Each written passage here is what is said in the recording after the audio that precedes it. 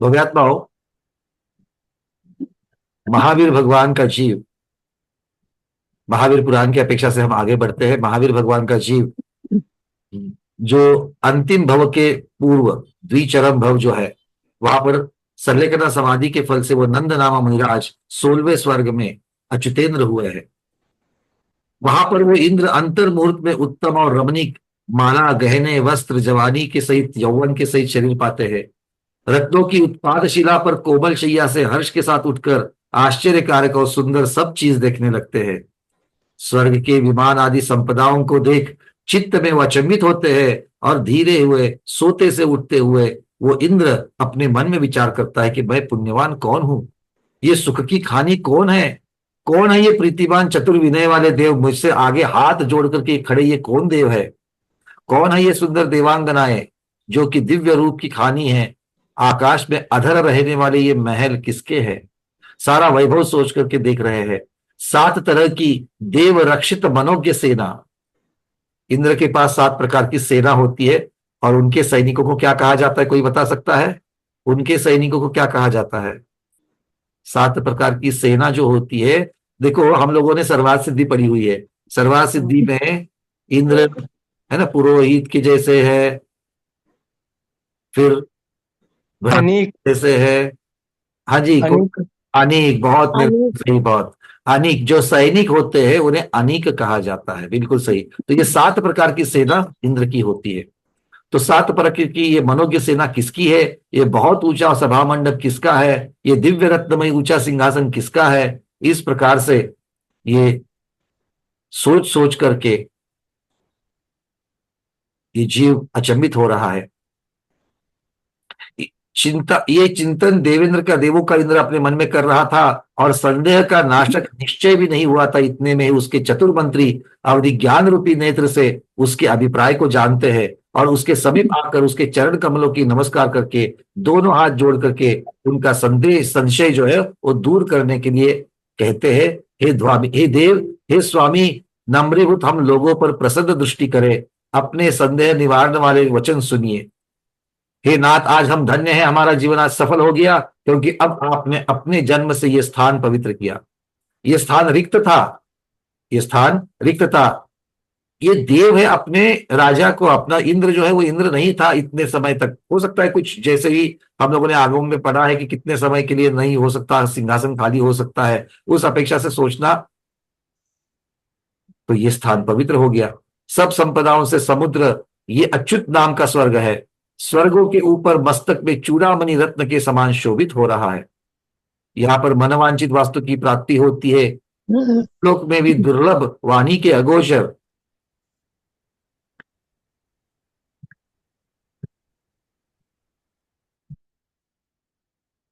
वाणी के अगोचर ऐसा इंद्रिय सुख पुण्यात्माओं को यहाँ सुलभ है। यहाँ कामधेनु गाय सब कल्प वृक्ष चिंतामणि रत्न स्वभाव से प्राप्त होते हैं। यहाँ कभी दिन रात का भेद नहीं होता है। दिन की शोभा को बढ़ाने वाला केवल रत्नों का प्रकाश हमेशा बना रहता है। यहाँ पर कोई भी दुखी नहीं है, कोई भी दीन नहीं है, कोई रोगी नहीं है, कोई अभागा नहीं है, कोई कांति रहित नहीं है, कोई पापी निर्गुणी और मूर्ख स्वप्न में भी नहीं देखा जाता है। देखो, यहां पर मिथ्या दृष्टि पाए जा सकते हैं, पर मिथ्या दृष्टि की अपेक्षा से जरूरी नहीं है कि वो चारित्र की अपेक्षा से पाप करने वाले, हिंसा आदि करने वाले वहां पर कोई हो, इस प्रकार से ये कह रहे हैं। यहां पर हमेशा जिनालयों में जिनेश्वर की महापूजा होती रहती है। सम्यक दृष्टि है तो जिनेन्द्र भगवान मानेंगे, मिथ्या दृष्टि है तो कुल देवता मानेंगे। नाचना गाना आदि से प्रतिदिन महान उत्सव करते हैं। संख्यात योजन के विस्तार वाले असंख्यात देव विमान यहाँ पर है। उनमें से 123 प्रकीर्णक और श्रेणीबद्ध और इंद्रक विमान बहुत से है। 10,000 सामानिक देव है। आपके समान महान रिद्धि वाले हैं, परंतु आज्ञा नहीं चला सकते हैं। ये 33 समूह देव प्रेम करे है, तुम्हारे पुत्र के समान है। ये आत्मरक्षक देव 40,000 है। वे भी अंग रक्षा करने वाले सिपाहियों के समान केवल विभूति दिखाने के लिए नियोग मात्र है। ये अंदर की सभा के देव 125 है और 250 मध्य पारिषद के देव है। तुम्हारी आज्ञा को पालने वाले 500 बाहर की सभा के देव है। ये 4 लोकपाल देव कोतवाल की तरह है। इन लोकपालों की हर एक की सुंदर 32-32 देवियां है। ये सुख की खान है। तुमसे प्रेम करने वाली, तुम्हारी आज्ञा पालन करने वाली और रूप सुंदरता से शोभायमान ये 8 महादेवियां आपके सामने मौजूद है। सिर्फ सुंदर ही नहीं, आज्ञा का भी पालन करने वाली है, ऐसा बता रहे हैं। मतलब वहां पर देवियां जो है वो आज्ञा का पालन करती है, ये भी समझ लेना। ठीक है, चलिए। इन महादेवियों की परिवार देवियां 3 ज्ञान तथा विक्रिया से पूर्ण 250 है। 3 ज्ञान मतिश्रुत अवधि ज्ञान के साथ देवियां भी है और वो 250 है। ये 63 वल्लभिका देवी महान रूप संपदा से आपके चित्त को हरने वाली है। 2071 देवियां पढ़ाने वाली पंडिता है। वे महादेवी हर एक 10,24,000 दिव्य रूपों की विक्रिया कर सकती है। यानी एक देवी इतने स्त्रियों के रूप बना सकती है। हाथी, घोड़े, रथ, प्यादे, बैल, गंधर्व, नाचने वाले 7 प्रकार की सेना आपकी देव है। इनमें से हर एक सेना के 7-7 पलटन है, 7-7 समूह हैं। प्रत्येक पलटन के सेनापति देव है। पहले हाथी की सेना में 20,000 हाथी है, शेष सेना में दूने दूने हैं। इस तरह घोड़ों की सेना को आदि लेकर 6 सेनाओं में दूने दूने हैं। ये सब तुम्हारी सेवा के चित्त लगाए हुए हैं। एक एक देवी की अप्सराएं 3 सभाएं हैं। अप्सराओं की 3 सभाएं हैं। वहां पर गीत नृत्य बजाने की कला सिखाई जाती है।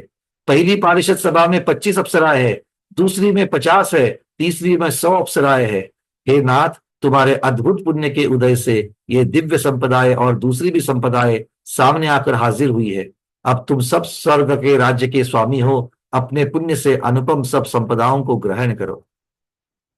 इतना सारा वैभव वो मंत्री अपने इंद्र को बता रहे हैं। इत्यादि मंत्रियों के वचन सुन करके उसी समय अवधि ज्ञान से पूर्व जन्म का वृत्तांत जानकर वह बुद्धिमान अच्युतेंद्र धर्म का साक्षात फल देखकर जिन भगवान के कथित धर्म में तत्पर हुआ, पूर्व भव के सूचक ये वचन कहता है, अहो मैंने पहले जन्म में निष्पाप घोर तप किया था और दुर्बलों को भय देने वाले शुभ ध्यान, अध्ययन, योग आदि किए थे। जगत कर पूज्य पंच परमेष्टि की सेवा करी और रत्नत्रय की शुद्धि के लिए उत्कृष्ट भावनाओं का चिंतन किया था। मैंने विषय रूपी वन जला दी या विषय रूपी वन को जला दिया था, कामदेव आदि वैरियों को मारा था। ये सारा अलंकार की भाषा है, साक्षात किसी को मारा नहीं है, कामदेव को वैरी माना है और काम को नष्ट किया है। कषाय रूपी वैरी तथा परिशवों को जीता है। पहले मैंने सब शक्ति से उत्तम क्षमा आदि दशलक्षण धर्म पाला था, उसी ने अब यहाँ पर मुझे इंद्र पद पर स्थापित किया है। अन्यथा ये अनुपम सब स्वर्ग का राज्य सब सुख को देने वाले धर्म का ही महान फल है। इसलिए 3 लोकों में धर्म के समान कोई दूसरा हितैषी नहीं, कोई हितैषी बंधु नहीं। हे धर्म ही संसार समुद्र से रक्षा करने वाला है, सब वांछित अर्थों का साधने वाला है, मनुष्यों को धर्म ही साथ देने वाला है, धर्म ही पाप रूपी बैरी का नाश करने वाला है। ऐसा समझकर सुख चाहने वाले बुद्धिमानों को सब हालत में निर्मल आचरण से परम धर्म ही सेवन करना चाहिए। महत्वपूर्ण वाक्य आ गया। सभी हालत में, अर्थात प्रतिकूल परिस्थिति हो या अनुकूल परिस्थिति हो, धर्म को नहीं छोड़ना चाहिए। देखो, जिस व्रत के पालन से सब जीव ऐसी संपदा को पाते हैं, वह चारित्र यहां नहीं पल सकता। इसलिए अब मैं क्या करूं? ऐसी अवस्था वहां होने वाली है। जिनको यहाँ पर तप करने की आदत लग चुकी है, यहाँ पर व्रत करने की आदत लग चुकी है, वहां जाकर के ये पक्का सोचने वाले हैं, अरे बाकी सब तो मिल गया, महाराज जी कहाँ है, आचार्य श्री कहाँ है, माता जी कहाँ है, और व्रत कब धारण करूं, वो नहीं मिलने वाला है। एक दर्शन विशुद्धि ही मुझे धर्म आदि सिद्ध के लिए ठीक है, और जिनेंद्र भगवान की भक्ति ही, उनकी मूर्ति की महान पूजा ही करना ठीक है। मतलब अब वहां पर वो दर्शन विशुद्धि जो भावना भाई थी, उसी के अनुसार यहाँ पर भी दर्शन विशुद्धि को ही मैं धारण कर सकता हूँ। व्रत को तो धारण नहीं कर सकता, तप नहीं कर सकता, पर उस दर्शन विशुद्धि के मैं यहाँ पर धारण कर सकता हूँ। जिनेंद्र भगवान की भक्ति, अरहत भक्ति भावना को भा सकता हूँ, और उनकी मूर्ति जिन चैत्य की महान पूजा आदि में कर सकता हूँ। ऐसा कह करके स्नान में, बावड़ी में स्नान करके धर्म के उपार्जन करने हेतु वो इंद्र देवियों सहित अकृत्रिम विनायक चैत्यालय में जाता है। अत्यंत भक्ति से नमस्कार पूर्वक अरहंत बिंब की महान पूजा करता है। इच्छा मात्र से प्राप्त हुए दिव्य जलादि 8 द्रव्यों से गायन नर्तन के साथ स्तुति आदि से चैत्य वृक्षों के नीचे विराजमान जिन प्रतिमाओं की पूजा करता है। उसी साथ में परे भक्ति से मनुष्य लोक मध्य लोक में जिन प्रतिभाओं को पूछकर, वहीं से वो भक्ति के साथ पूछ रहा है, तीर्थंकर गणधर भगवान आदि को नमस्कार करके तत्वों का व्याख्यान सुन के महान धर्म का उपार्जन करता है। वहां से अपने घर आकर के अपने धर्म के फल से प्राप्त हुई अनेक प्रकार की संपदाओं को स्वीकार करता है। 3 हाथ ऊंचा, पसीना सप्त धातु रहित दिव्य धरी शरीर को धारण किया है। नरक की 6ठी पृथ्वी तक मूर्तिक पदार्थ को अवधि ज्ञान से जानता है, उतना ही विक्रिया रिद्धि का प्रभाव फैला सकता है। अपने सब ज्ञान के समान ही क्षेत्र में गमन आगमन करने में समर्थ व इंद्र भूषणों से शोभायमान 22 सागर की आयु पाता है। 22,000 वर्ष बीत जाने पर सब अंगों को तृप्ति देने वाला मानसिक दिव्य अमृत का आहार करता है।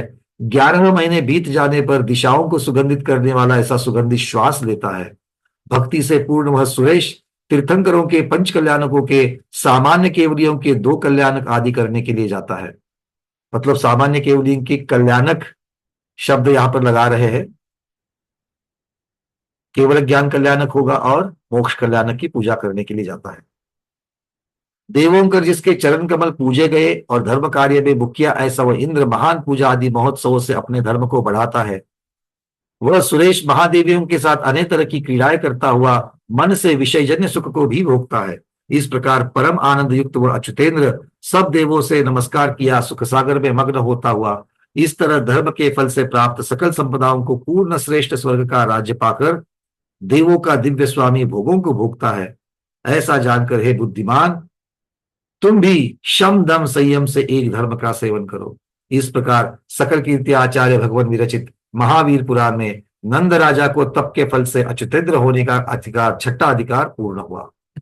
अब चलते हैं 7वें अधिकार की तरफ। कृष्ण विघ्नो गहंतारम श्री जगन्नाथ सेवितम वंदे श्री पार्श्व तीर्थेशम पंच कल्याण नायकम। सब विघ्नों के नाश करने वाले 3 लोक के स्वामियों कर सेवा किए गए पंच कल्याणक के स्वामी ऐसे श्री पार्षदार तीर्थंकर भगवान को मैं नमस्कार करता हूं। कुछ कालांतर के बाद इसी भरत क्षेत्र में विदेह नाम का बड़ा भारी देश है। वह श्रेष्ठ धर्म और मुनीश्वरों के संग से विदेह क्षेत्र के समान शोभायमान मालूम पड़ता है। वहां के कितने ही मुनि शुद्ध चरित्र से देह रक्षित मोक्ष को प्राप्त होते हैं, इसलिए उसका नाम गुण को लिए हुए सार्थक है। कोई जीव 16 कारण आदि भावनाओं के विचार से श्रेष्ठ तीर्थंकर नाम कर्म का बंध करते हैं। कोई पंचोत्तर नाम के अहमिंद्र स्थान में गमन करते हैं। कोई जीव भक्ति पूर्वक उत्तम पात्र दान करने से भोग भूमि में जन्म लेते हैं और कोई भव्य जीव भगवान की पूजा फल से स्वर्ग में इंद्र पदवी पाते हैं। जिस देश में अरहत केवली भगवान के मोक्ष भूमि जगह जगह पर देखी जाती है, जिन भूमियों को मनुष्य देव विद्याधर नमस्कार करते हैं, जिस देश के वन पर्वत वगैरह ध्यानी योगियों से शोभा देते हैं, ऊंचे ऊंचे जैन मंदिरों से नगर शोभायमान होते हैं, जिस देश के ग्राम मोहल्ले बगीचे ऊंचे जिनालयों से शोभामान होते हैं, जिस जगह मुनियों के समूह और 4 प्रकार के संघ सहित गणधर केवली भगवान धर्म की प्रवृत्ति के लिए विहार करते हैं, ऐसा वर्णन वाले उस देश में कुंडलपुर नाम का नगर नाभि की तरह बीचों बीच में धर्मात्माओं के रहने से शोभित है। जो नगर ऊंचे परकोटे दरवाजे खाई से रक्षा किया गया शत्रुओं से अलंग अयोध्या नगरी के समान है, जिस नगरी में केवली तीर्थंकरों के कल्याणकों के लिए आए हुए देवों की यात्रा से महान उत्सव होता था, जहां पर ऊंचे ऊंचे जैन मंदिर सोने के रत्नों के बने हुए होते थे। इस प्रकार का वर्णन उस नगरी का किया गया।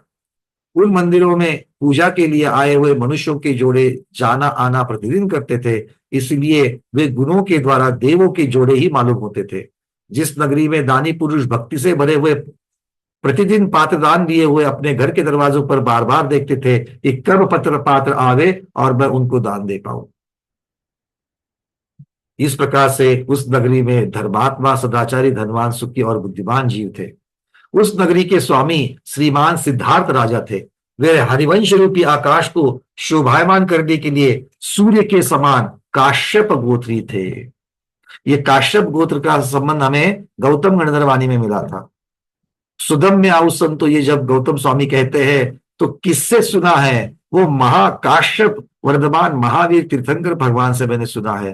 तो महाकाश्यप क्या है? काश्यप महावीर भगवान का गोत्र है। तो उनके पिता श्री सिद्धार्थ राजा है, उनका गोत्र यहाँ पर काश्यप बता रहे हैं। वे महाराज मति आदि तीन ज्ञान के धारी, बुद्धिमान, नीति मार्ग को चलाने वाले, जिन देव के भक्त, महादानी, चतुराई, विज्ञान, कला आदि में विवेक रखने वाले, व्रतशील, शुभ ध्यान भावना आदि में तत्पर, विद्याधर, भूमि गोचरी और देवों के द्वारा जिनके चरण कमल सेवित हुए हैं, ऐसे पुण्यवान थे। वे राजा देवों में इंद्र के समान सब राजाओं के मध्य में शोभायमान थे। उनकी त्रिशला नाम की प्राण प्यारी महारानी थी। वे अनुपम गुणों से जगत का हित करने वाली थी।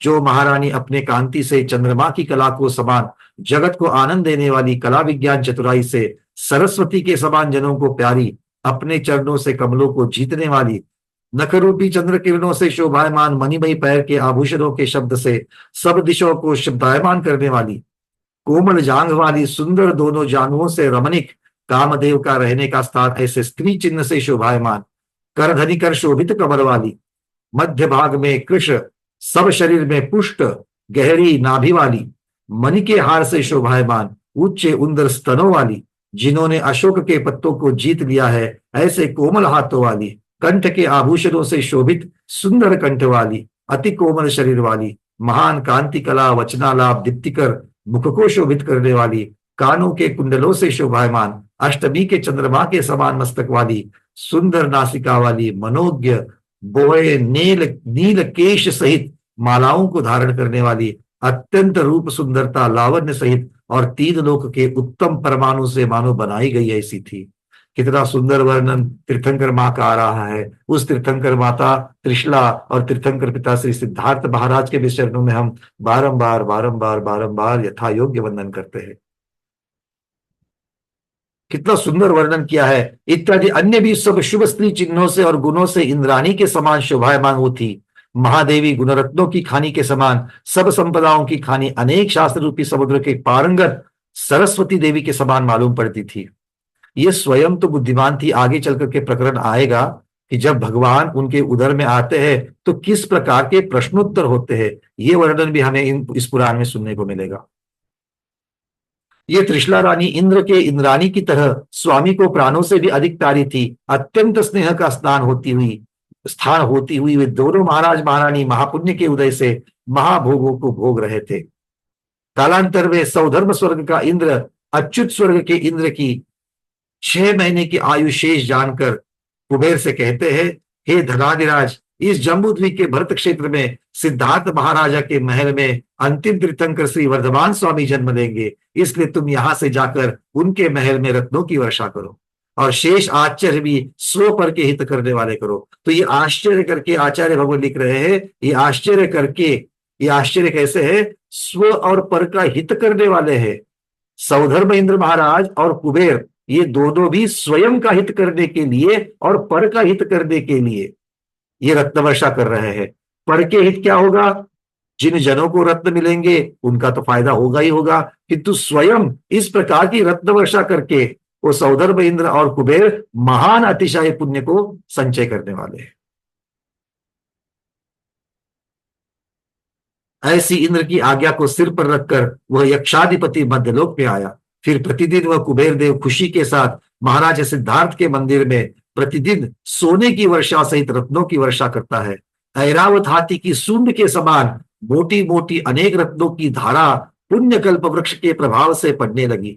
दैदीप्यमान रत्न सुवर्णमयी वर्षा आकाश से पड़ती हुई ऐसे मालूम पड़ने लगी मानो प्रकाशमान मालाएं माता पिता की सेवा करने के लिए आई हो। गर्भाधान से पहले 6 महीने तक महाराजा सिद्धार्थ के मंदिर पर वह कुबेर देव श्री जिनेश्वर की सेवा करने के लिए प्रतिदिन कल्प वृक्ष के फूल तथा सुगंधित जल की वर्षा के साथ महामूल्य सुवर्णमयी रत्नों की वर्षा करता है। उस समय दैदीप्यमान माणिक्य और सुवर्ण की राशियों से पूर्ण वह राजमहल रत्न किरणों की ज्योति से सूर्य आदि ग्रह चक्र के समान प्रकाशमान होता है। कोई बुद्धिमान राजा के आंगन को मणि सुवर्ण आदि से भरा देख आपस में ऐसा कहने लगे, आओ देखो, ये 3 जगत के गुरु की ही महिमा है जो कि यह यक्षों का स्वामी इस महाराज का मंदिर रत्नों से पूर्ण कर रहा है। ये बात सुनकर दूसरे लोग भी कहने लगे, देखो इसमें कोई अचंभा नहीं है, लेकिन ये देवेंद्र भक्ति से अरहंत होने वाले पुत्र की सेवा कर रहे हैं। ये बात सुनकर के अन्य कोई लोग ऐसा बोले, देखो ये धर्म का ही उत्तम फल है जो कि होनहार अरहंत पुत्र की खुशी में रत्नों की वर्षा हो रही है। ऐसा कहने लगे कि ये बात सच कही है कि धर्म के बिना पुत्रादि इष्ट वस्तु की प्राप्ति नहीं हो सकती है। सुपुत्र की प्राप्ति धर्म के बिना नहीं होती है। इसीलिए सुख के चाहने वालों को हमेशा प्रयत्न से अहिंसा लक्षण का धर्म सेवन करना चाहिए, जो कि निर्दोष, अनुव्रत और महाव्रत दो प्रकार का है। कालांतर में किसी दिन महारानी के महल में अंदर महल के अंदर कोमल सेज पर सुख से निश्चिंत सोई हुई शुभ रात के पिछले प्रहर में पुण्योदय से कहे जाने वाले वो माता 16 स्वप्नों को देखती है, जो कि जगत के कल्याण करने वाले और सबके सौभाग्य के सूचक है। उन 16 में पहले बड़े मदोन्मत हाथी को देखती है, बाद गंभीर आवाज वाला ऊंचे कंधे वाला चंद्रमा समान सफेद बैल देखती है, तीसरा महाकांतिवान बड़े शरीर वाला तथा लाल कंधे वाला सिंह देखती है, चौथे कमलमयी सिंहासन के ऊपर बैठी हुई लक्ष्मी देवी को देव हस्तियों कर पकड़े गए स्वर्ण के घटों से स्नान करते हुए देखती है, पांचवी स्वप्न में सुगंधित दो मालाएं देखी, छठे ताराओं कर मंडित संपूर्ण चंद्रमा को देखा, सातवें अंधकार का बिल्कुल नाश करने वाले प्रकाशमान सूर्य को उदयाचल पर्वत से निकलता हुआ देखा, आठवें स्वप्न में कमल के पत्तों से ढके हुए मुंह वाले सोने के दो घड़े देखे, नौवें स्वप्न में कमोदिनी और कमलिनी जिसमें खिल रही है ऐसे तालाब में क्रीड़ा करती हुई दो मछलियां दिखी, दसवां स्वप्न एक भरा हुआ सरोवर तालाब देखा जिसमें कमलों की पीली रज तैर रही है, 11वां स्वप्न गंभीर शब्द करता हुआ चंचल लहरें वाला समुद्र देखा, 12वें स्वप्न में दैदीप्यमान मणिमय ऊंचा उत्तम सिंहासन देखा, 13वें स्वप्न में बहुमूल्य रत्नों से प्रकाशमान स्वर्ग का विमान देखा, 14वां स्वप्न पृथ्वी को फाड़कर ऊपर आता फणिंद्र का भवनवासी देव का ऊंचा भवन देखा, 15वें स्वप्न में रत्नों की राशि देखी, उसकी किरणों से आकाश प्रकाशमान हो गया, और अंतिम 16वें स्वप्न में वह जिनवाता दैदीप्यमान धुएं रहित अग्नि को देखती है। उन 16 स्वप्नों देखने के बाद त्रिशला महारानी ने पुत्र के आगमन का सूचक ऊंचे शरीर वाला उत्तम हाथी अपने मुख कमल में प्रवेश करता हुआ देखा। तदनंतर प्रातःकाल होते ही तुरई वगैरह वाद्य बजने लगे, उससे जगाने के लिए बंदीजन स्तुति पाठ करते हैं। कोयल के से कंठ वाले वे बंदीजन मंगल गीत गाते हुए कहने लगे, हे देवी, जगने का समय तेरे सामने आकर उपस्थित हुआ है। हे देवी, शैया को छोड़ अपने योग्य शुभरूप कार्य को करते हुए तू जगत में संसार कल्याण को पावेगी। प्रातःकाल समय समता सहित चित्त वाले कोई श्रावक तो सामायिक करते हैं, जो कि कर्म रूपी वन को जलाने के लिए आग के समान है। कोई शैया से उठकर सब विघ्नों के नाश करने वाले, लक्ष्मी सुख को देने वाले अरहंत आदि पंच परमेष्टि का नमस्कार रूप मंत्र को जपते हैं। दूसरे महाबुद्धिमान तत्वों का स्वरूप जानकर मन को रोक के कर्मों का नाश करने वाले सुख के समुद्र ऐसे धर्म ध्यान का सेवन करते हैं। अन्य कोई धीरजधारी मोक्ष की प्राप्ति के लिए शरीर से ममता छोड़ वित्सर्ग तप करते हैं, जो तप कर्मों का नाशक और स्वर्ग का मोक्ष का साधक है। इत्यादि शुभ भावों से अब इस प्रभात काल में ये सब बुद्धिमान लोग अपने हित के लिए धर्म ध्यान प्रवृत्त हो रहे हैं। जिस तरह जिनदेव रूपी सूर्य के उदय से मिथ्यामत आगी अर्थात रात में चमकने वाले कीड़े की तरह कांति रहित हो जाते हैं, उसी तरह सूर्य के उदय होने से चंद्रमा और तारे प्रभा रहित हो गए। जैसे तीर्थनाथ शुद्ध ज्ञान रूपी किरणों से श्रेष्ठ मार्ग और पदार्थ का स्वरूप दर्शाते हैं, उसी तरह सूर्य भी अपने किरणों से सब पदार्थों को प्रकाश कर रहा है। हे देवी, अब प्रातः काल हो गया है, सबको सुख देने वाला है, सब संपदाओं को साधने वाला है और धर्म ध्यान के योग्य है। इसलिए हे पुण्यशालिनी, तुम जल्दी शैया से उठकर पुण्य का कार्य करो और सामायिक स्तवन आदि से सैकड़ों कल्याणकों की भोगने वाली हो जाओ। देखो, उठाने का तरीका भी देखो, कितना सुंदर तरीका है। अपनी रानी को उठाने का तरीका, अब ये उठाने का तरीका फिर रानी के लिए हो, अपने घर के परिवार सदस्य को हो, तुलना जरूर करना हम किस प्रकार से उठते उठाते हैं और यहाँ पर किस प्रकार का वर्णन आ रहा है। कभी हम लोग भी इस प्रकार से प्रयत्न करके देख सकते हैं। ज्यादा से ज्यादा क्या होगा, जो उठने वाले थे अपने बच्चे और 5 मिनट के लिए सो जाएंगे और 5 मिनट बोल करके सो जाएंगे। खैर, बट देखिए कितना सुंदर वर्णन है, किस प्रकार की व्यवस्था थी, ये बहुत महत्वपूर्ण बात यहाँ पर है। इसके बाद वो रानी स्नान श्रृंगार गहने आदि से सजकर कुछ अपने नौकरों को साथ लेकर के राजा के सभा में जाती है। महाराज आई हुई अपनी प्राण प्यारी को देख प्रेम से मीठे वचन कहते हैं, उसको अपना आसन आधा आसन देते हैं। उसके बाद वो रानी भी सुख से बैठी हुई प्रसन्न मुख होकर सुंदर वाणी से अपने पति को निवेदन करती है, हे देव, आज रात के पिछले प्रहर में सुख से सोई हुई मैंने अचंभित करने वाले 16 स्वप्न देखे हैं। अब हे नाथ, हाथी आदि अग्निपरंत महान आश्चर्य करने वाले इन 16 स्वप्नों का फल मुझे अलग अलग करके कहिए। ऐसे उस रानी के वचन सुनकर मति आदि 3 ज्ञान के धारी वे सिद्धार्थ महाराज बोले, हे सुंदरी, इन स्वप्नों का उत्तम फल मैं कहता हूं, सो तू सावधान होकर चित्त लगा करके सुन। हे कांते, हाथी के देखने से तेरा पुत्र तीर्थंकर होगा। बैल को देखने से जगत से पूज्य महान धर्म रूपी रथ का चलाने वाला होगा। सिंह के दर्शन से वह पुत्र कर्म रूपी हाथियों को नाश करने वाला अनंत बल सहित होगा। और लक्ष्मी का अभिषेक देखने से सुमेरु पर्वत की चोटी पर इंद्रों के द्वारा उसको स्नान कराया जाएगा। मालाओं को देखने से सुगंधित देह वाला और श्रेष्ठ धर्मज्ञानी होगा। पूर्ण चंद्रमा के दर्शन से श्रेष्ठ धर्म रूपी अमृत को वर्षाने वाला, बुद्धिमानों को आनंद करने वाला होगा। सूर्य देखने से अज्ञान रूपी अंधकार को नाश करने वाले सूर्य के समान कांति वाला होगा। 2 भरे हुए घड़ों को देखने से अनेक निधियों का स्वामी ज्ञान धान रूपी अमृत का घट होगा। मछली के जोड़े देखने से सबको कल्याणकारी महान सुखी होगा। सरोवर तालाब देखने से शुभ लक्षण तथा व्यंजनों से शोभित शरीर वाला होगा। समुद्र को देखने से 9 केवल लब्धियों वाला केवल ज्ञानी होगा तथा सिंहासन को देखने से महाराज पद के योग्य जगत का गुरु होगा। स्वर्ग विमान के देखने से वह पुत्र स्वर्ग से आकर के जन्म लेगा और नागेंद्र भवन के अवलोकन से वह अवधि ज्ञान रूपी नेत्र का धारी होगा। रत्नों की राशि के दर्शन से सम्यक दर्शन ज्ञान चारित्र आदि रत्नों की खानी होगा और निर्धूम अग्नि के दर्शन से कर्म रूपी काठ को भस्म करने वाला होगा। और जो तुमने गजेंद्र को अपने मुख में प्रवेश करता हुआ देखा, उसका अर्थ यह है कि निर्मल गर्भ में अंतिम तीर्थंकर स्वर्ग से आकर के प्रवेश करेंगे। इस प्रकार उन 16 स्वप्नों का श्रेष्ठ फल सुनने से वह पतिव्रता रोमांचित होकर मानव पुत्र को पा लिया है ऐसा समझ करके संतुष्ट हो गई। उसी समय पहले स्वर्ग से सौधर्मेंद्र की आज्ञा से पद्म आदि सरोवरों में रहने वाली श्री आदि 6 देवियां महल में आ गई। आकर तीर्थंकर प्रभु के उत्पत्ति के लिए स्वर्ग से लाई हुई पवित्र वस्तुओं से वो गर्भ का शोधन करती है, जिसके कि उन्हें पुण्य की प्राप्ति होती है। फिर वे देवियां अपने अपने गुणों को जिन माता में स्थापित करती हुई सेवा करने लगी। वो गुण इस तरह के हैं। श्री देवी शोभा को स्थापित करती है। बड़ी देखिए, ये बड़ा अद्भुत वर्णन आ रहा है कि वो जो 6 देवियां है, वो उनके अंदर जो गुण है वो गुण उस तीर्थंकर माता में भी स्थापित कर रही है। श्री देवी शोभा को, री देवी लज्जा को, धृति देवी धीरज को, कीर्ति देवी स्तुति को, बुद्धि देवी श्रेष्ठ बुद्धि को और लक्ष्मी देवी भाग्यशाली पन्ने को, इस तरह माता में ये गुण होते हैं। वह महारानी पहले तो स्वभाव से ही निर्मल थी, फिर देवियों ने वस्तुओं से शुद्ध की, तब तो माने स्फटिक मणि से ही बनाई गई हो ऐसे शोभने लगी।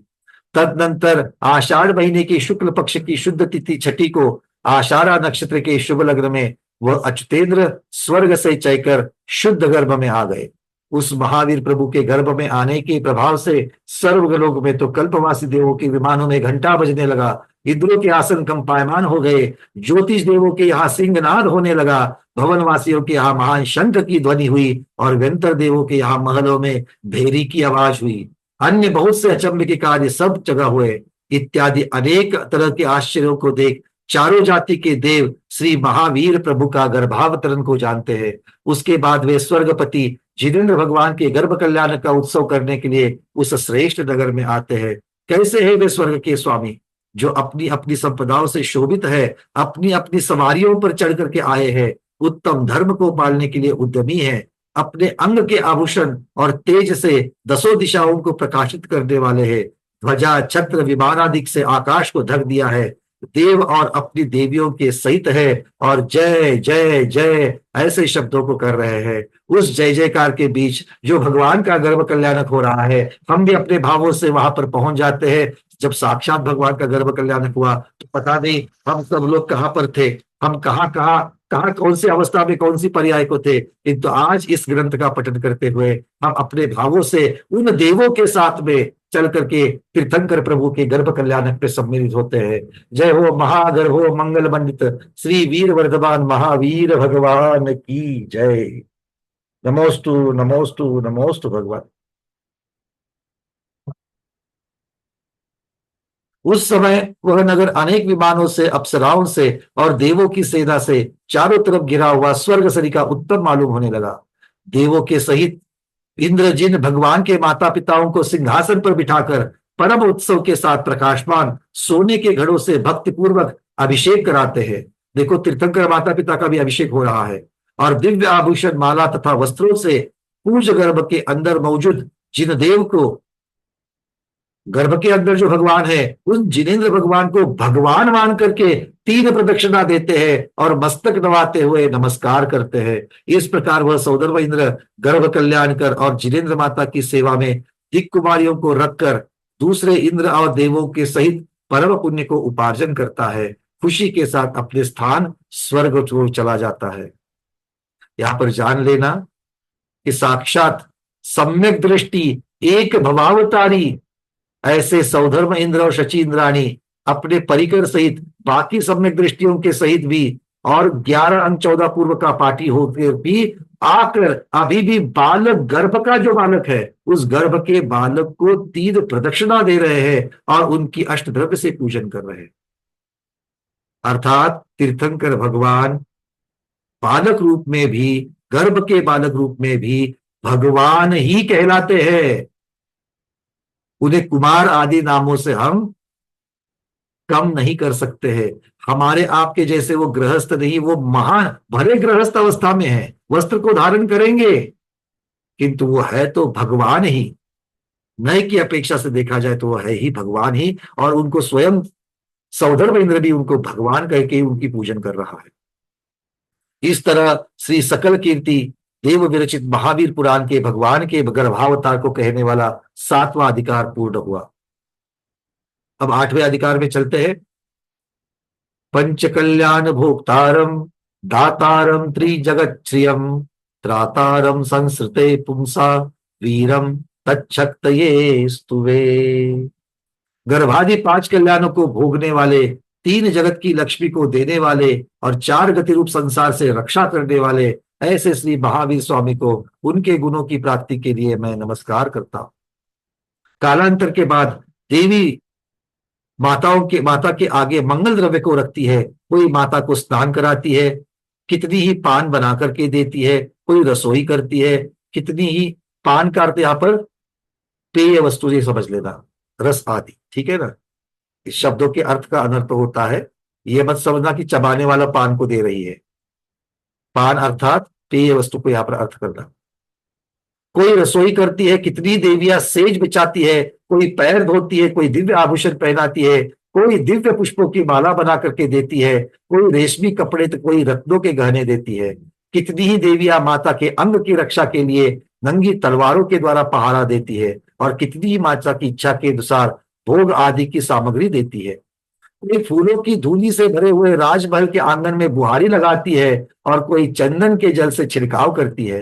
कितनी देवियां रत्नों के चूर्ण से विचित्र सातिया वगैरह की रचना करती है, रंगोली लगा सजाती है। कोई कल्पवृक्ष के पुष्पों से घर सजाती है। कोई आकाश में ऊंचे महलों की चोटियों पर रत्नों के दीपक जलाती है जो कि अंधकार का नाश करने वाले होते हैं।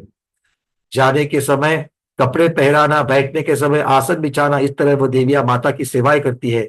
किसी समय जल क्रीड़ा, किसी वक्त वन क्रीड़ा, कोई समय पुत्र के गुणों को कहने वाली मिष्ट गीत गाना, किसी समय नेत्रों के प्रिय नाचना, वाद्य बजाना, कथा गोष्ठी करना इत्यादि विक्रिया वृद्धि के प्रभाव से उत्पन्न विनोद क्रीड़ाओं से जिन माता को सुख पहुंचाती है। इस प्रकार वह जिनेन्द्र माता पतिव्रता दिक् कुमारी देवियों से सेवित हुई अनुपम शोभा को धारती है। कालांतर 9वां महीना निकट होने पर गर्भवती महान गुणों वाली बुद्धि के अतिशय को प्राप्त हुई उस सती महारानी को वो देवियां गूढ़ अर्थ करती है। क्रियापदों से, अनेक प्रश्नों से, प्रहेलिका, निरुष्टि आदि विचित्र धार्मिक काव्य और श्लोकों से रंजायमान करती हुई वे इस तरह कहती है। विरक्तो नित्य कामिन्याम कामुको कामुको महान सस्पृहो निस्पृहो लोके परात्मा निश्चय सत् कहा। जो वैरागी होने पर भी हमेशा कामिनी को चाहता है और निष्पृह होने पर भी इच्छा वाला है, ऐसे दुनिया में विलक्षण पुरुष कौन है? पहेली पूछ रही है देविया, तीर्थंकर माता को पहेली पूछ रही है। वो पहेली में पूछ रही कि जो वैरागी होने पर भी कामिनी को चाहता है और निष्पृह होने पर भी इच्छा रखता है, ऐसा दुनिया में विलक्षण पुरुष कौन है? इसका उत्तर इसी श्लोक में परात्मा शब्द से माता ने दे दिया, क्योंकि परात्मा का अर्थ एक तो विलक्षण पुरुष है और दूसरा परमात्मा भी है।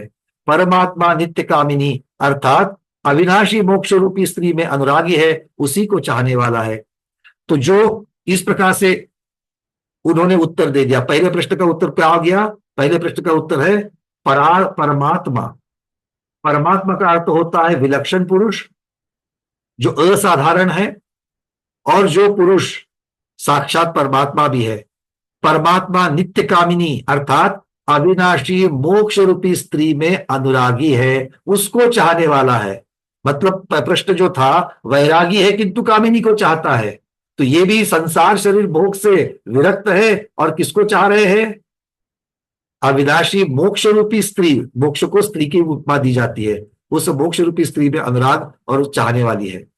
दूसरी पहेली पूछ रहे हैं, दृश्यो दुष्यति चिद्भूषः प्रकृत्या निर्मलो व्ययः हंता देह विधिर्देवो नायं क्व वर्तते सहा।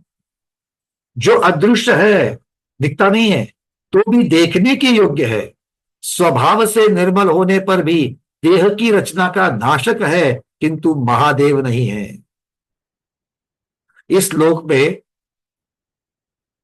देवोना शब्द से उत्तर दिया है कि देव रूपी मनुष्य श्री अरहंत देव है।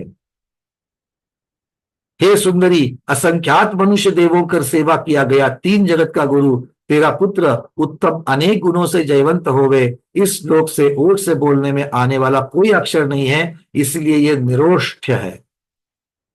क्या कह रहे हैं?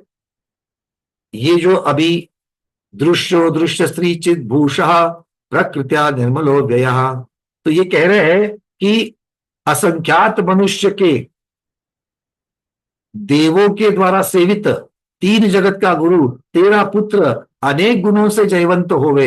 ये कथन करने वाला जो श्लोक है, उस श्लोक में ओठ से कोई शब्द नहीं आता है, और इस ओठ से शब्द नहीं आता है इसीलिए उसे निरोष्ठ्य कहा है।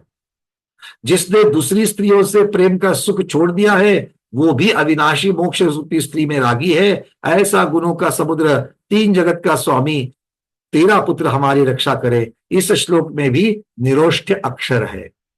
तो वो दो श्लोक माता कह रही है, वो श्लोक यहाँ पर नहीं दिए हैं, सिर्फ पहली के श्लोक ही यहाँ पर दिए हैं।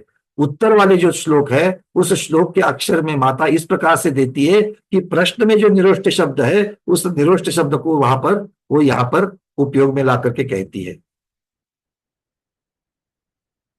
हे जगत का कल्याण करने वाली, तीन लोक के स्वामी को दिव्य गर्भ से धारण करने वाली, हर हरादि की मन की रक्षा कर।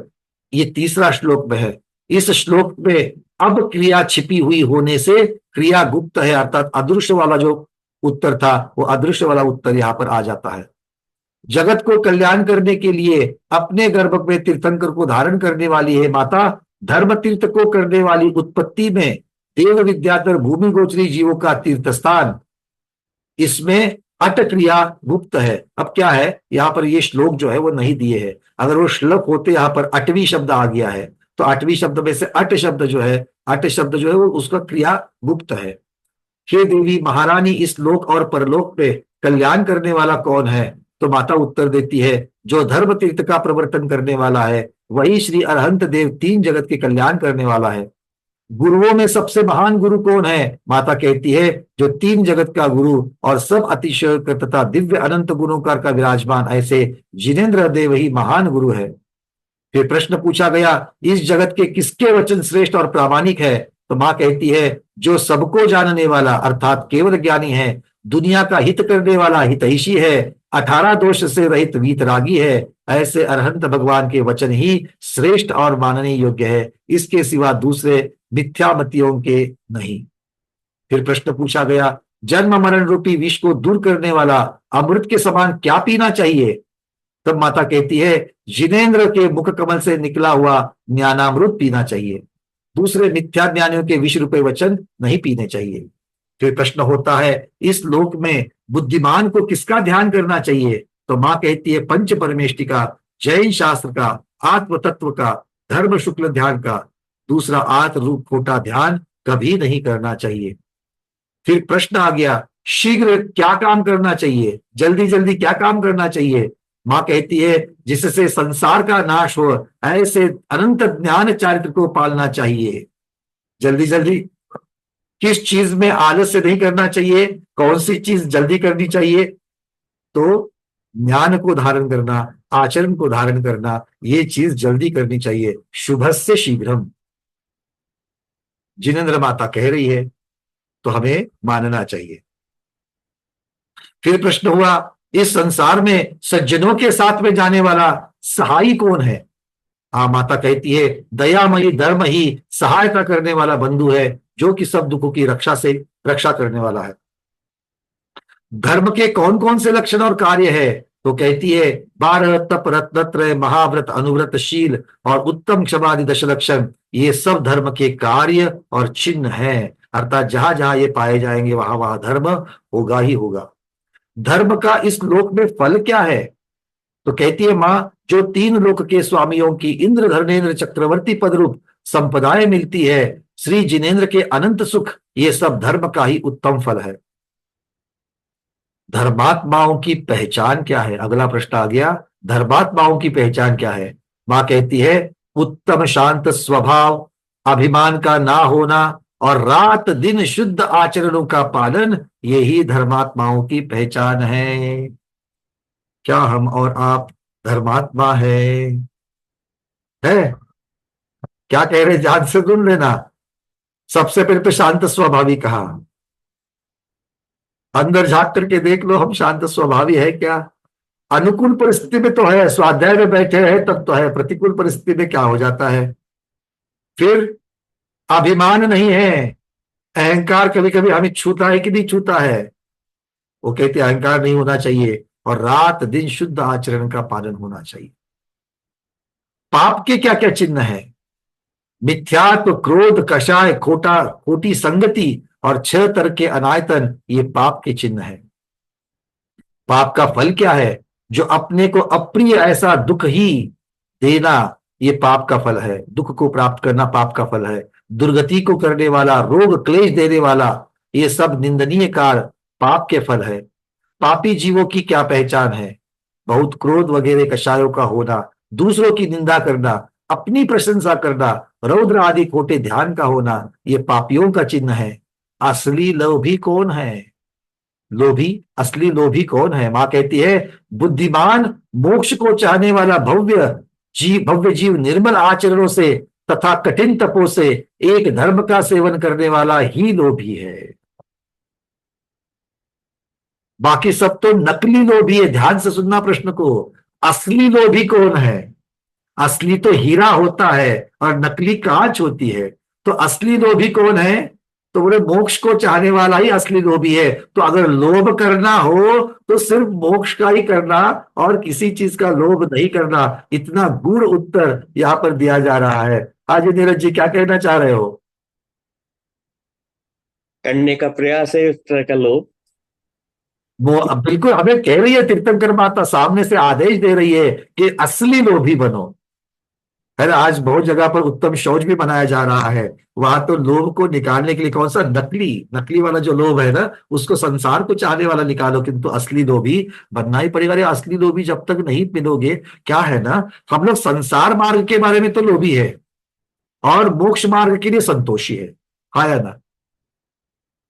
आज एक आसन कर लिया, हाँ काफी है। आज एक पूजन कर लिए, काफी है। अरे दशलक्षण में 10 दिन एकासन किए, अब अगले दिन रसक की त्याग करने का क्या जरूरत है? अब 10 दिन तो कर लिया ना, संतोष हो गया।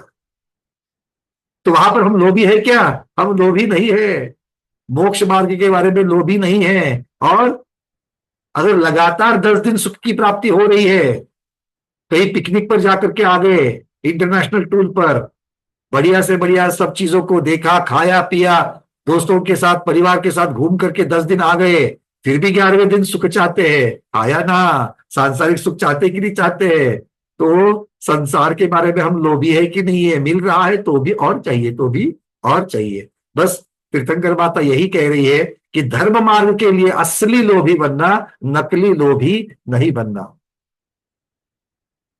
इस लोक में विचारवान कौन है, विचारवंत कौन है? जो मन में निर्दोष देव शास्त्र गुरु और धर्म का चिंतन करता है, वही लोक में चिंतन करने वाला विचारवंत है। धर्मात्मा कौन है? श्रेष्ठ उत्तम क्षमा आदि दशलक्षण धर्म को पालने वाला ही धर्मात्मा है। अब प्रश्न आ गया, परलोक को जाते समय रास्ते में भोजन क्या लेना चाहिए? क्या प्रश्न पूछा? जैसे प्रवास को जाने के लिए भोजन साथ लेते हैं, वैसे परलोक को जाने की जो यात्रा है, उस समय रास्ते का भोजन क्या लेना चाहिए? मां कह रही है, जो दान पूजा उपवास व्रतशील संयम आदि से उपार्जन किया गया निर्मल पुण्य है, वही परलोक रास्ते का उत्तम भोजन है। तो साथ में क्या लेकर के जाना है? जो हमने रत्नत्र धारण किया है और जो पुण्य कमाया है, उसी को लेकर के जाना। ठीक है ना? पाप तो वैसे भी साथ में आने वाला ही है, वो कहाँ हमको छोड़ने वाला है। ठीक है, चलिए। किंतु पाप कैसे होना चाहिए और पुण्य और पाप, अगर रास्ते के भोजन की चर्चा चल रही है, अभी दिमाग में एक बात आ गई। हम रास्ते में जो भोजन लेते हैं तो साथ में हम पैकिंग करके लेते हैं, है ना? पैकिंग करके लेते हैं, ऊपर से फॉइल लगाते हैं, बढ़िया से अच्छी तरीके से पैक करते हैं, कागज के आजकल बहुत सारे कटोरे आते हैं, उसमें पैक करके लेते हैं। हम खाते क्या है, भोजन क्या करते हैं? उसके अंदर जो अन्न पदार्थ है उसको खाते हैं, और बाद में वो जो नीचे कागज की जो कटोरी रह गई, उसको क्या करते हैं? उसको बढ़िया से उसकी व्यवस्था बना देते हैं, उसको डस्टबिन आदि में लगाते हैं। तो साथ में जो पुण्य और पाप जा रहे हैं, उसमें से पुण्य जो है वो भोजन है, उसको ग्रहण करना, और पाप की कटोरी जो है उसकी व्यवस्था बना करके उसको कहीं तो डस्टबिन में डाल देना। आगे कहते हैं, इस लोक में किसका जन्म सफल है? जिसने मोक्ष लक्ष्मी मोक्ष पुरुषार्थ को सुख देने वाला उत्तम भेद विज्ञान पा लिया, उसी का जन्म सफल है, दूसरे का नहीं है। अगर भव के अंत में अगर इस शरीर के प्रति ममत्व कम नहीं हुआ है, तो आपका भव निरर्थक हुआ। और अगर इस देह के प्रति, संसार के प्रति, परिवार के प्रति अगर हमारी वैराग्य भावना बढ़ी हुई है, तो जरूर समझना कि ये भव हमारा सफल हो गया। मनुष्य का परम मित्र कौन है? परम मित्र कौन है? जो तप दान व्रतादि रूप धर्म को जबरदस्ती समझाकर पालन करावे, पाप कार्य से छुड़ावे, वही हमारा परम मित्र है। जरूरत पड़े तो जबरदस्ती से आचरण करावे, जरूरत पड़े तो जबरदस्ती से स्थितिकरण करावे, वही हमारा परम मित्र है। आगे पूछा, इस संसार में हमारा वैरी कौन है? जो हित करने वाले तप दीक्षा व्रत आदि को नहीं पालने देता, दुर्बुद्धि अपना पर का दोनों का शत्रु है। मतलब जो हमारे धर्म मार्ग में बाधा अड़ंगा डाले, वो हमारा वैरी है। आगे पूछा गया, हे माता, प्रशंसा करने योग्य क्या है? किसकी प्रशंसा करनी चाहिए? माता कह रही है, जो थोड़ा धन होने पर भी सुपात्र को दान देता है और निर्बल शरीर होने पर भी निष्पाप तप करता है, वही प्रशंसनीय है। अरे 25-30 साल के बच्चे तो 10-10 8-8 उपवास करेंगे ही करेंगे। हमारे 70-75 साल के स्वाध्यायी सुबह से अनुष्ठान विधान करते हैं, दोपहर में 1.5 घंटा स्वाध्याय करते हैं, शाम को 1.5 घंटा स्वाध्याय में बैठ जाते हैं, और फिर भी रस त्याग, अनाज का त्याग, एकासन उपवास आदि भी करते हैं। 70-75 की अगर उम्र में कर रहे हैं तो ये जरूर प्रशंसा का पात्र है। ये मैं नहीं, ये तीर्थंकर माता कह रही है। और मतलब निर्बल शरीर होने पर भी निष्पाप तप कर रहे हैं, और थोड़ा धन होने पर भी सुपात्र को दान देते हैं। ये बहुत बड़ी बात है। अगर आप देखेंगे, राजा अगर दान दे रहा है तो उसकी प्रशंसा इतनी नहीं होगी, किंतु अगर भिखारी के पास अगर जो 2 सिक्के हैं उसमें से अगर एक सिक्का भी अगर वो दान कर रहा है तो उसकी प्रशंसा यहां पर की जा रही है। आगे कह रहे हैं, हे माता, तुम्हारे समान महारानी कौन है? तो कह रही है कि जो धर्म के प्रवर्ते वाले जगत के गुरु है, ऐसे श्री तीर्थंकर देवादिदेव पैदा करे, ऐसी तीर्थंकर माता ही मेरे समान है, दूसरी कोई नहीं है। तो जगत पूज्य महारानी, जगत पूज्य माँ कौन है? जो तीर्थंकर को जन्म देवे वही जगत पूज्य माँ है।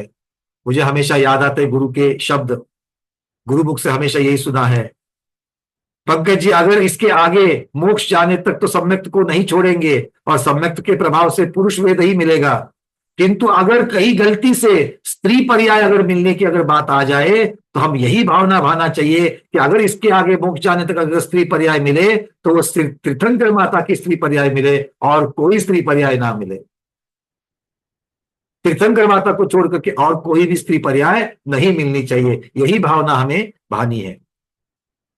आगे पूछ रहा है, प्रश्न है, पंडिताई किसे कहते हैं? मां कह रही है, शास्त्रों को जानकर खोटा आचरण, खोटा अभिमान थोड़ा भी नहीं करना, दूसरों को भी पाप करने वाली क्रियाएं नहीं करने देना, यही पंडिताई है। यही पंडिताई का अर्थ होता है बुद्धिमत्ता। बुद्धिमत्ता किसमें है?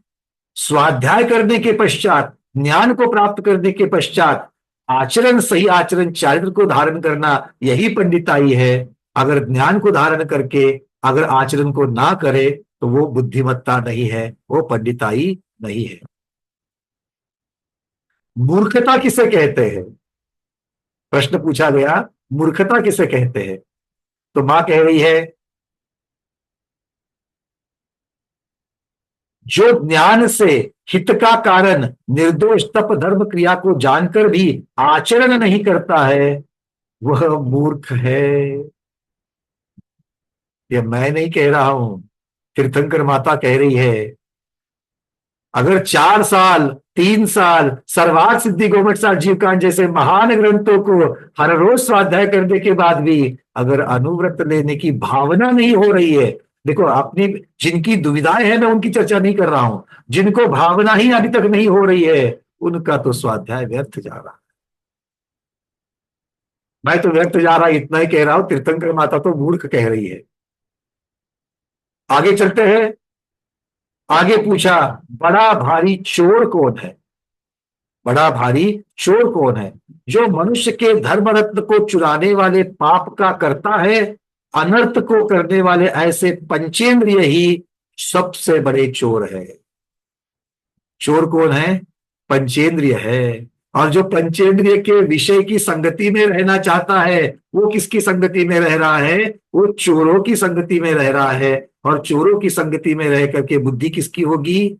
चोरी करने की ही होगी। अर्थात संगति संग दोषा, जहां पर विषयों की, इंद्रिय विषय को चाहने की, इंद्रिय विषय को ही हर रोज तृप्त करने की अहमिका है, जहां पर हर रोज ऐसे ही अगर मित्र की संगति में अगर रहेंगे तो हम भी वही बातें करेंगे, वैराग्य की बातें कहां से आएंगी? अब पूछा जा रहा है, देव कौन है? अब पूछा जा रहा है, देव कौन है?